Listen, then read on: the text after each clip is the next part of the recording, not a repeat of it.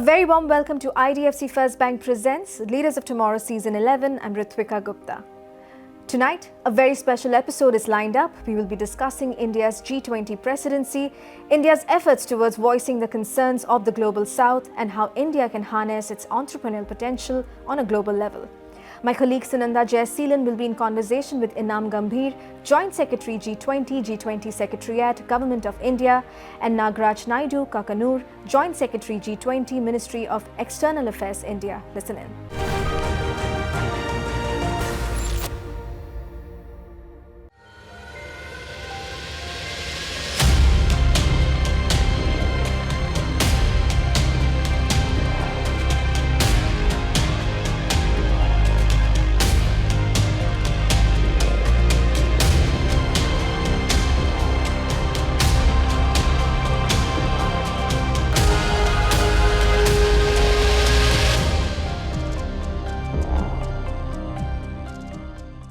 Ms. Gambhir, Mr. Naidu, thank you so much for your time here on the Leaders of Tomorrow, really talking about something that's on everyone's minds and is grabbing all headlines, and that's as far as India's G20 presidency is concerned. Congratulations to both of you, and we of course kicked off this new edition of the Leaders of Tomorrow with a conversation with none other than Mr. Amitabh Kant, really talking about the opportunities for India. Now, the overarching theme that we have for the Leaders of Tomorrow this season is ideas for a new India. And this presidency couldn't have, of course, come at a better time. But I'd love to hear from the two of you, and maybe I'll come to you first, Eenam. And if you can talk to our viewers about perhaps some of the highlights that we've seen and whether this presidency is really going to propel India forward onto that global platform. Thank you so much for the question, Sunanda, and for this opportunity. Indeed, the highlights of our presidency, also in the context of what the world is going through currently and what this moment represents, have been quite significant. We feel that there has been a lot of efforts that the world is witnessing, and the G20 countries are feeling the ambition of what India's presidency is bringing in, especially when it comes to bringing the agenda that is important for the developing countries, for the Global South, the countries and the voices that are not represented in forums like these, like the G20. So I think this is something that is palpable throughout our presidency. We kick-started pretty much the presidency with engaging the 125 Global South countries by the Voice of Global South Summit that our Prime Minister held. And the idea was just that, as we go into this presidency and as we craft our priorities and present them and make them very action-oriented, how do we actually deliver for those in need the most? So I think that, and also the involvement of the people around India as well as the world, has been one of the key highlights of our presidency. We're almost halfway through, of course, this India's G20 presidency. I would love to hear from you. We've had several DWG groups and sessions so far. What have been some of the highlights? What have been some of the successes and takeaways from those? See, let me actually start off by saying as to what makes this G20 presidency special. We've been a member of the G20 for long, but the point is that while previously this was confined to the finance ministers, it is now discussed at the level of heads of state and government since 2008. So that makes our presidency special, because since then, this is the first time we are the presidency of the G20. So that adds a special spotlight to our presidency. Second, this is an opportunity for India to bring to table agenda items which perhaps are very close to us, and since we speak the voice of the Global South, we bring in a lot of resonance to issues that the developing world is seized of. And this is where we think our presidency will be highly impactful, because as the Prime Minister has put it very, very lucidly and clearly in Bali, that our presidency is going to be decisive, it's going to be outcome oriented, it's going to be action oriented. With that in mind, I think we put forward some very high level priorities, of which includes one is the Green Development Pact that we are aiming for, in which what we are looking is how could we make the lifestyle for environment become part of the global climate discourse. This is huge. This is what we are trying to do. Among the other items that we are looking is how do we accelerate economic growth globally, which could be sustainable. And we are looking at data for development. How can we take digitization global? How can we ensure that the developing South benefits from data? And how can we put forward a new narrative as far as women economic empowerment is concerned. So we brought in a concept called women-led development rather than women development. So this is something that we are really championing for. It is a presidency that will be very actively looking at each of these items. So that makes our presidency very, very different. And these are also the deliverables that we are looking at within the development working group, which, as you have rightly put it, it's the heart and soul of all the working groups under the Sherpa track. Sure. You're saying action oriented, and my follow-on question to you is for India's small businesses, who are the viewers that we are talking to. India's SMEs and MSMEs often called the backbone of the Indian economy. What on-ground changes could they perhaps see because of the presidency? See, essentially you need to see it from a perspective of the G20. Yeah. The G20 as a grouping brings an enormous heft.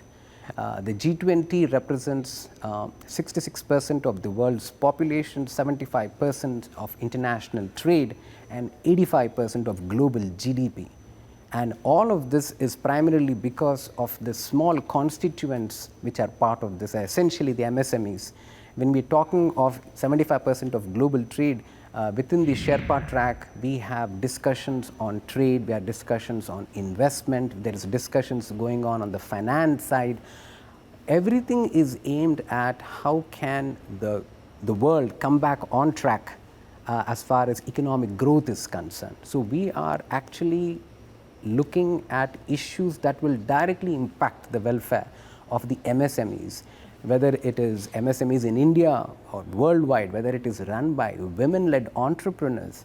So this is something, it will be a game changer, and all our priorities are aimed at ensuring how do you provide greater access to the MSMEs into global value chains. There is an enormous focus on this, or how can governments enhance their procurement from women-led enterprises. So these are issues that the G20 is really addressing. Okay. You were saying fault lines, and I want to pick up on one challenge, if I can call it that, and that's the funding that's coming into some of the areas that the SDG covers, including climate, of course. Do you feel there's enough funding coming into this? Not really. I think not definitely to the extent that is required. You know, we have been, you know, if you've been following. You're only talking from an India perspective. I think I'm also talking from the global perspective. Okay. You know, because India, I mean, we must also acknowledge that India is a very big country, resilient. So you know, we have a very strong sort of entrepreneurial and you know private sector environment. So we are kind of doing our own innovation and you know gathering a lot of amount of sort of resources domestically, even though I think the needs of countries like India and around the world are definitely you know much bigger. But I think looking at it from an entire sort of global South perspective, which is important, because you know, as the SDG agenda acknowledges, you know, we should leave no one behind, and we are all interconnected in terms of you know what our future would be. So I think from that perspective, really, the financing that has been coming in, or that has been even the one that was committed that wasn't delivered, and the finance that has been coming in is not enough. You know, we are looking at billions of dollars coming in, but while what we need is trillions. So I think the gap has also been increasing. Sure. And I think this also links to, you know, what we said, what I said earlier about the fact that the international institutions are not really sort of stepping up to the huge amount of challenge that the agenda, the development agenda poses, which is that it has to, the development agenda today for a lot of developing countries means poverty alleviation, growth, climate mitigation, dealing with global uncertainties, disruption in global supply chains, all of that together. I think in the history of the world, no country has ever done that. Every development story that you would see in the past is all polluted the environment, basically. So I think the path that developing countries are embarking on is very new and very requires a very, very resilient and robust international architecture. Okay. It's time for a quick break here. We'll be back shortly. Stay tuned.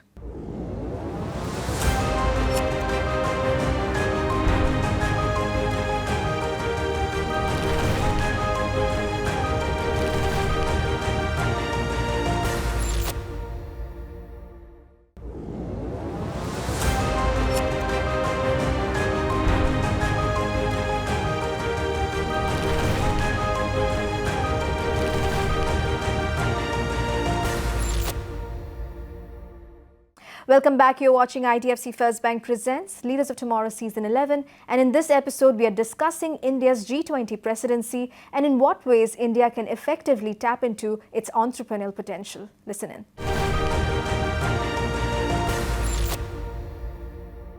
Couple of things that you said in your opening answer, and I just want to pick up on those. And I'd love for you also to give your perspective on that. And first, you spoke about women-led entrepreneurship and women-led businesses, and I want to come back to that. Research, of course, showing the huge benefit to the GDP if you have more women in the workplace. But post the pandemic, fewer women have returned to the workplace, more have dropped out, of course. How can perhaps there be a marrying of the two in some sense, the SDG goals, along with ensuring more women-led businesses and entrepreneurship? No, absolutely. I think it is 50% of the global potential is still getting underutilized. This is not acceptable. And as societies, we move forward, we need to realize that we should not take this as normal. This is an abnormal situation that we are all confronted with. We cannot meet any of our SDGs without ensuring that women come forward and take on leadership roles across the spectrum, whether it is somebody working in the farm sector or somebody who's kind of teaching or somebody who's leading an enterprise. We need women everywhere. What we call as gender mainstreaming is something that should not be taken very lightly. Every policy that we take must be through a gender lens. Only then can we see actual situation changing on ground. This is very, very serious, and that's the reason why, while we all keep talking of gender equality and gender empowerment, we brought in the concept of women-led development. This is brand new, but the point is the word itself, led, will make people think twice. That ensures that we are bringing back the focus on this front and center. That's very, very crucial at this point. So that's what I think we are all geared up. So we need more women in STEM. It is very, very important. We want women in AI. We want women in machine learning. We need women working with big data, because we need more role models. We need champions there. That's how we can have more young women and girls take to STEM education. We want to see more women role models as CEOs, as doctors, as scientists. So this is something that unless and until we make sure this happens, I think we cannot call ourselves developing nations. It is not rightful. None of our SDGs will be met without women taking the lead. Okay. Do you want to add to that? No, I think a lot has been said on this, but I guess, just to say that on an issue as fundamental and as core to really our future, as this one, the only way, and I think this can be achieved, is by attention and by the commitment at the highest level. And this is what our Prime Minister has demonstrated. The concept of women-led development was something that he put forward, initially, and then has really caught on domestically as well as internationally. One of the other things that you were talking about was the power of digital and data. Since we were talking about inclusion, data, of course, and digital is a unifier, but can also be a great divider. Perhaps how is that really tying in also then to the G20 messaging which is going out and ensuring that more people are, part of this digital bandwagon really? No, I think you've very rightly put it. this presidency's one of its priorities is digital transformation. This is huge, and digital transformation again is a cross-cutting subject. It is being handled within the development working group as well as a lot of other working groups under the Sherpa track. Our focus is on a variety of things. One is on digital public infrastructure. The way we have in India transformed, say, for example, digital payments. Today, I think India now clocks about 42% of global payment transactions, real-time payment transactions. So that's a game changer. How did we make it all happen? What is our success story? So our focus on foundational digital public infrastructure, particularly digital identity card, the mobile phone, a consent-based system, bank accounts. So all of these have become the foundations, like the guardrails on which we have been able to innovate.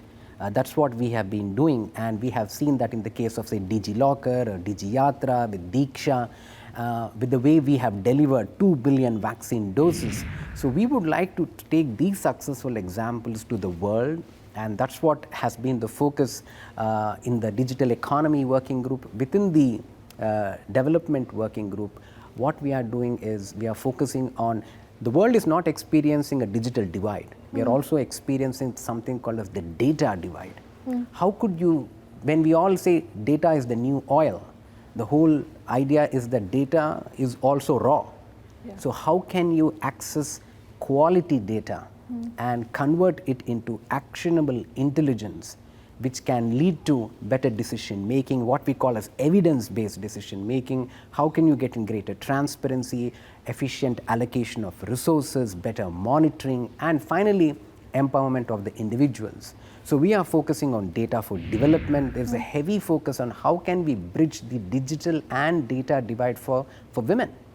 That's again a huge focus for us. So with all of this, I think our presidency is aiming at something, we are aiming at some very big outcomes, particularly in the DPI front, in the data for development side, as well as to how do we bridge the digital and data divide. Sure. As we are winding down today's conversation, then I definitely want to pick both your brains to ask you both.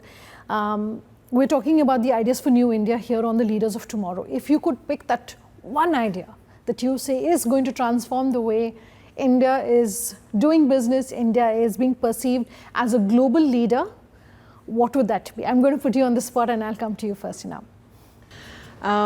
Well, this is a very tough question, but I think I would just, maybe start with a simple idea, which is really the lifestyle for environment, which has been put forward by Prime Minister. I think it really, speaks to the heart of how governance, policy, innovation must be done. So, it started as an idea, as something which is very rooted in individual actions. But when you look at it from a global and bigger system perspective, it transforms the way you address climate actions. And looking at, for example, climate action development agenda from this very simple idea perspective, you would have to look at every part of the chain. You would have to involve all stakeholders, and I think this is one way, looking at the last mile, right? Looking at action till the last mile. And addressing each and every aspect in the chain, and involving them into this web of policy and collaborative space that we are asking for this to be built, is really the fundamental perspective which we need on all our work. I think the young people must look at what is a true multi-stakeholder approach that looks at action till the last mile, addressing every aspect of the value chain. Sure. Yeah. Sure. How about you? I think one thing that I would suggest is that they must, as a nation, we must focus on one thing: women in STEM and entrepreneurship in the areas of digitization and green economy. Okay. If we do this, I think we will be unleashing the raw potential of this country. I think this is sorely missing right now. We need more women in STEM, we need more women entrepreneurs. That could be a game changer for our country going forward. Amrit Kal is completely incomplete without women-led development. Sure. One piece of advice for our entrepreneurial base, what would that be? I think our MSMEs, our entrepreneurs should not confine themselves to India. They should view the world as one large platform. If an idea has worked for 1.4 billion people, there is a chance that the same idea could potentially work for the remaining 7 billion people on the planet.